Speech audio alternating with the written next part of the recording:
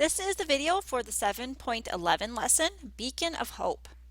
Throughout history, the United States has been described as a city on a hill, a nation of immigrants, the golden door, the land of opportunity, and a melting pot. America has been a beacon of hope to millions of people from around the world. Between 1820 and 1920, nearly 32 million immigrants came to America. Where did these people come from?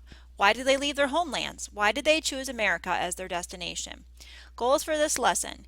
Explain the key push and pull factors that spurred immigration to the United States between 1820 and 1920. Identify major immigrant groups and their patterns of settlement. Describe the experience of immigrants in major ports of entry. And the lesson resources.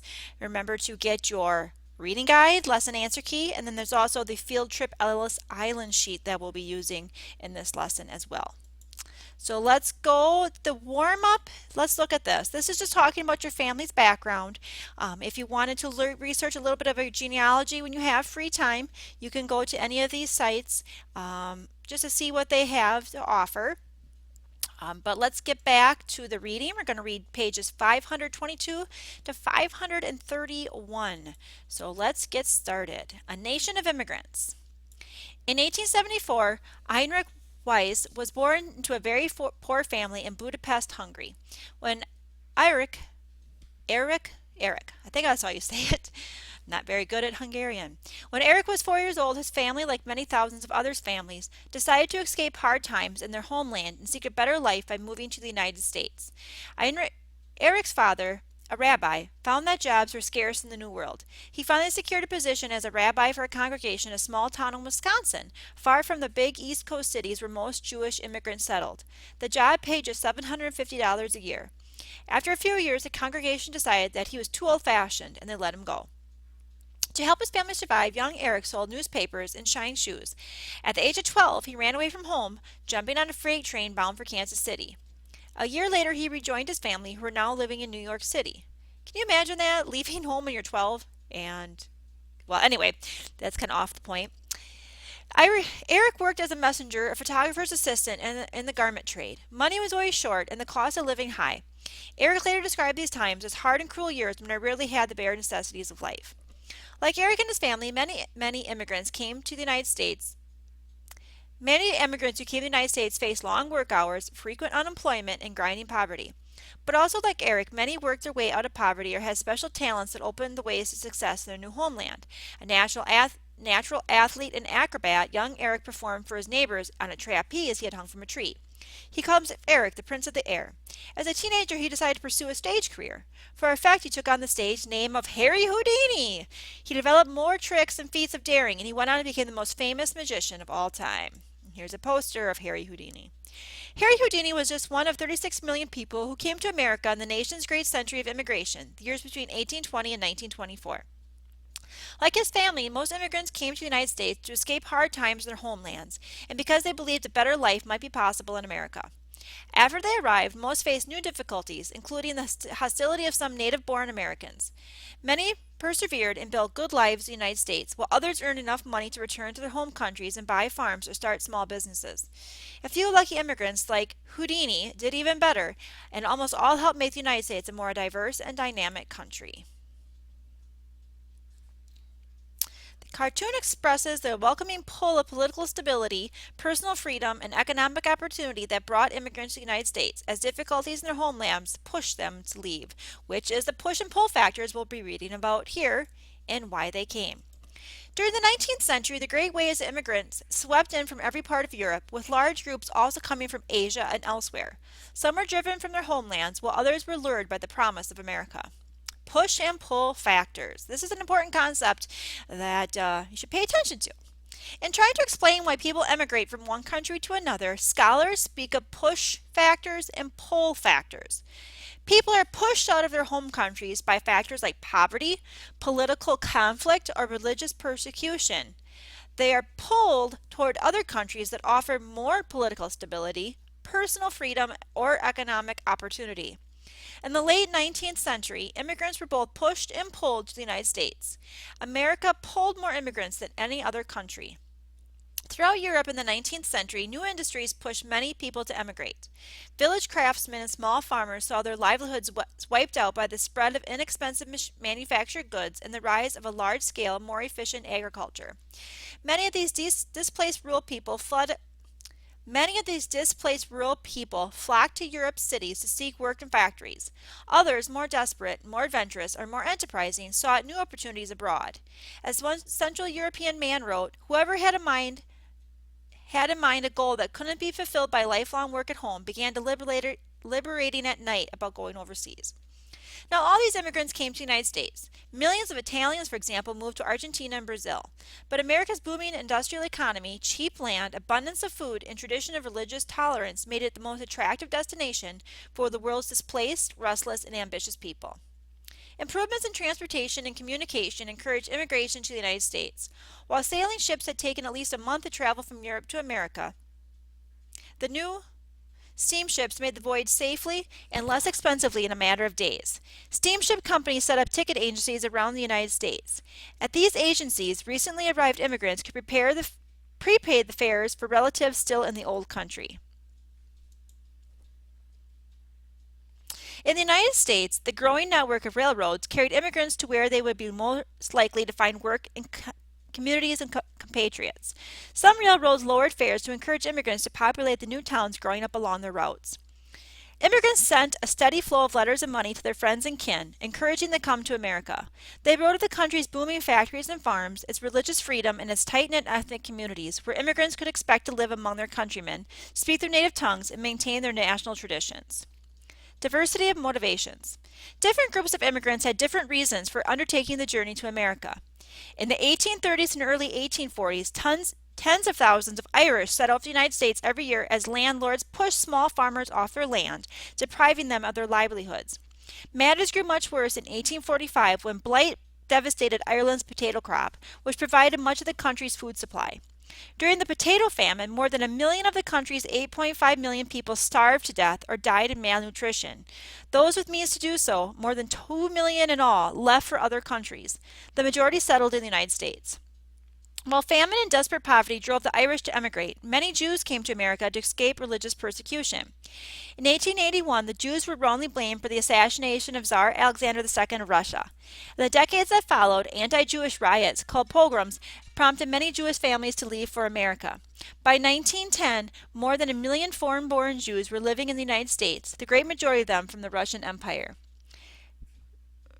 Of those who left their homeland, some thought of immigration as a permanent change while others hoped it would be a temporary solution. Many European immigrants came to the United States or to Canada, Australia, or South America with the intention of returning home.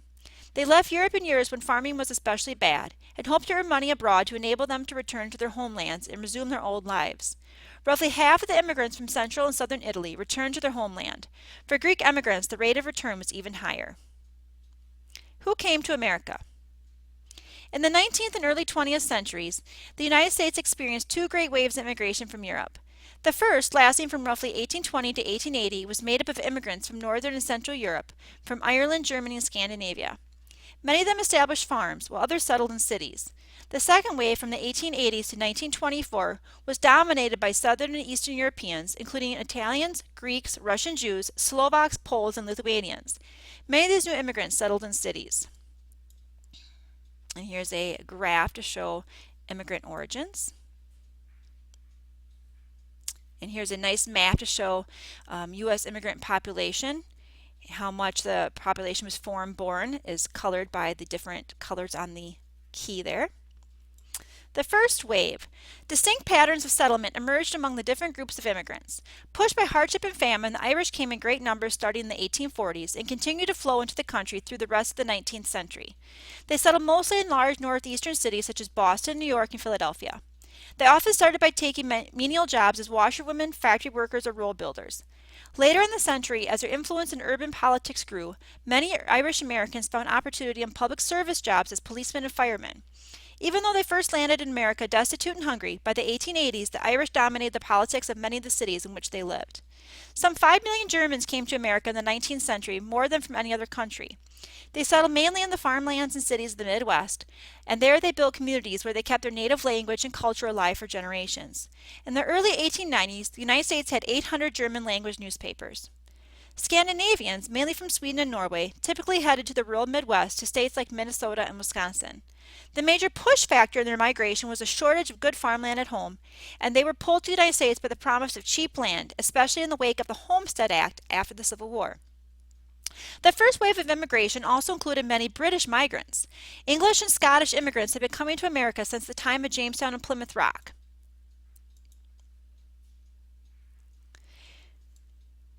In the 19th century, even more came, urged on by economic problems in Britain, both in industry and in farming.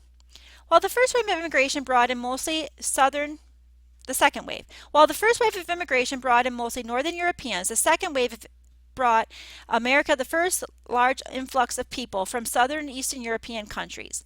More than 4 million Italians entered the United States between 1880 and 1920. Almost all arrived in New York City, and many stayed in the industrial Northeast, working as manual laborers. Their patterns of migration soon led them elsewhere. San Francisco attracted large numbers of Italian immigrants, including Amendo Gianni, who founded a small bank in 1904 with the intention of helping fellow Italian immigrants save and borrow money and start businesses. He named it the Bank of Italy. It was hugely successful, and in 1930 it merged with some of the other banks to form the Bank of America. It remains one of the nation's biggest banks today. Greeks started arriving in the United States in large numbers around 1900. More Greek men than women came, and more than half returned home once they accumulated some capital. While in America, they usually stayed in eastern cities, often founding small businesses that required more hard work than cash to start and keep going, such as restaurants and candy stores. Many Serbs, Croatians, and Slovaks also came to America, some to resettle, some hoping to earn quick money to take back home. And notice this is different now. We're talking now about more southern and eastern European countries in this latter part of the immigration wave. Late 19th and early 20th century immigration from Europe also included substantial numbers of Poles, Lithuanians, Hungarians, and other Europeans. Like most of their fellow immigrants, Poles usually came for economic reasons, for bread, they sometimes said. More than 2 million Poles immigrated, and they settled at first in northeastern cities. Hungarians did not start to arrive in large numbers until the 1890s. Most took jobs as unskilled laborers. About half the Hungarian immigrants went back to their homeland when they had the chance, after saving what money they could. Between 1880 and 1920, a third of all Jews in Eastern Europe, including Poland and Russia, left their former lives behind and moved to America, 2 million in all. In contrast to the Italians and Greeks, few Jews went back to the Old World. Because they so often had been driven out by religious persecution, they rarely wished to return. A large proportion of Eastern European Jews settled in New York City. Many of these immigrants worked in the clothing industry, often in dirty and dangerous workplaces. But more quickly than any other immigrant group, Jews managed to gain footholds in the professions.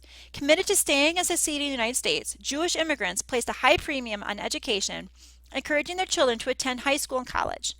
As early as the 1920s, the number of Jewish students at American colleges and universities greatly exceeded their percentage of the total population, so much so that some elite colleges like Harvard and Yale began limiting the number of Jews they would accept for admission. Let's look immigrant children at work. To help make ends meet, the children of immigrants typically held full-time jobs in factories or family businesses. One immigrant recalled of his childhood, "When you work, you understand. You used to bring your pay home and you are used to bringing your pay home and giving it to your parents. Bring our pay home, and whatever it was, we would make do." In 1910 in Chicago and Cleveland, less than a tenth of all Italian, Polish, and Slovak children were able to go to school past the 6th grade. For these children and their families, it was a matter of choice. Not of choice, but of survival. New arrivals often establishing ethnic communities. New arrivals often settled near friends and family members already living in the United States. Many Germans and Scandinavians headed to the upper Midwest, while many Japanese immigrants traveled to the farmlands of California. Some ethnic groups followed even more specific patterns of settlement. Poles moved from Dansk, Poland to Polish Hill in Pittsburgh, following the path taken earlier by their aunts, uncles, and cousins. Some Italians found work together in coal mines in southern Illinois, and when that work ran out, they moved to the Italian neighborhood of St. Louis, Missouri. By 1910, 500,000 Jews lived in a 1.5 square mile neighborhood in New York City called the Lower East Side. In this area, different blocks housed Jews from distinct regions of Russia, and sometimes from individual cities or shuttles, as Eastern European Jews called the small towns they came from. In the second wave of immigration, most of the new arrivals crowded into cities. At one point, one-sixth of the population of Manhattan Island in New York was packed into the Lower East Side. In 1920, New York City had 400,000 Italian immigrants, nearly a quarter all of those who came to the country.